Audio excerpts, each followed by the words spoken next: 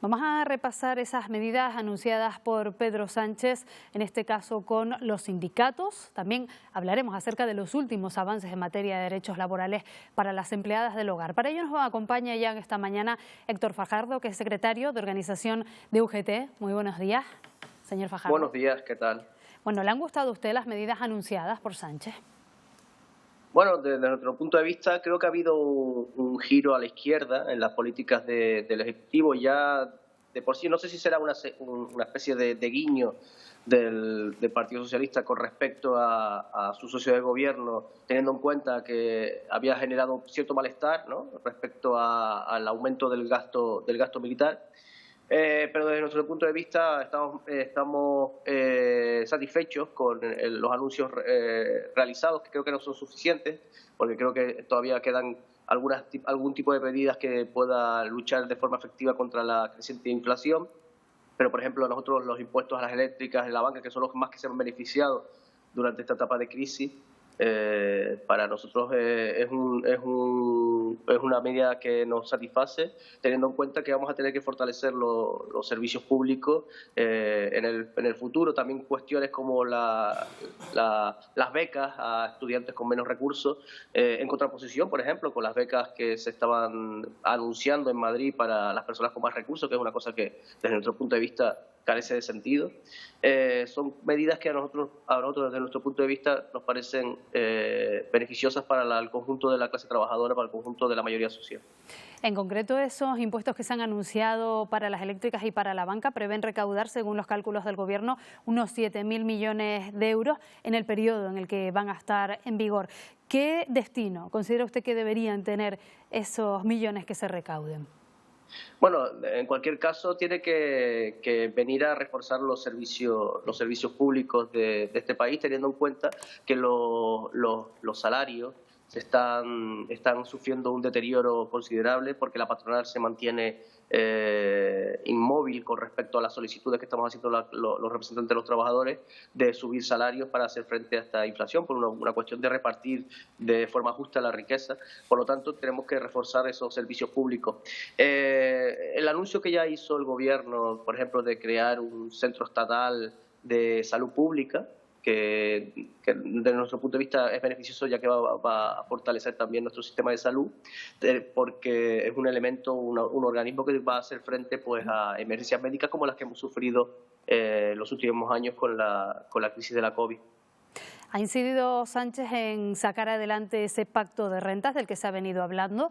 ¿Están preparadas las empresas, señor Fajardo, para reducir margen de beneficios? Lo digo sobre todo teniendo en cuenta que en Canarias la mayoría son empresas de menos de 50 empleados, pequeñas empresas que incluso reconocen que en estos momentos pues carecen de tales beneficios. Ustedes además han anunciado un otoño caliente si no se produce ese incremento salarial que están reivindicando. Con todo este panorama, ¿qué creen que va a ocurrir? Mira, yo sinceramente, yo lo siento mucho, pero yo no me creo la versión de los empresarios de que no están manteniendo un margen de beneficio que desde nuestro punto de vista ya es obsceno, teniendo en cuenta la subida de los precios para los trabajadores, que afectan a los trabajadores. Los beneficios de los empresarios se han incrementado, los salarios no se están viendo, no han subido con respecto a la inflación que estamos sufriendo, evidentemente, y por lo tanto estamos sufriendo, la clase trabajadora, la mayoría social, estamos sufriendo un deterioro de nuestras condiciones de trabajo.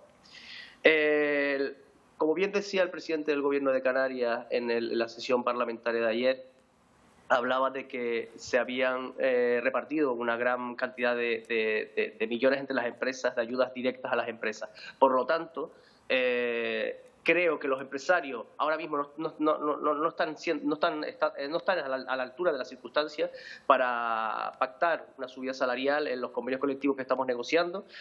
Seguimos con los convenios de la hostelería de Las Palmas de Gran Canaria, y posteriormente el que vamos a negociar en Santa Cruz de Tenerife, el de Las Palmas de Gran Canaria, está bloqueado precisamente por esa negativa de los empresarios, de las patronales, a subir salarios. Desde otro punto de vista, creo que los empresarios o las patronales, las organizaciones patronales, tendrían que tener una visión mucho más de conjunto, una visión de Estado con respecto a lo que estamos sufriendo en España.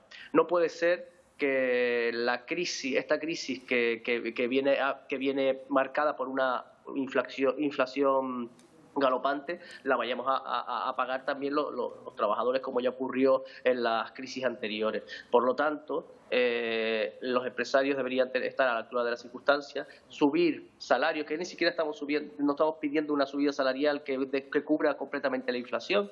De hecho, estamos pidiendo subidas salariales que sean progresivas durante los años de vigencia de los convenios. Y me parece que es una medida que es totalmente moderada con respecto a las solicitudes de las organizaciones sindicales y, por lo tanto, entendemos que los empresarios deben dar una respuesta conforme a las ayudas que han recibido durante este tiempo.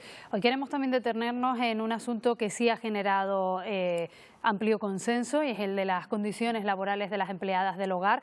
¿De qué manera van a avanzar en derechos con esta ley en la que se está trabajando?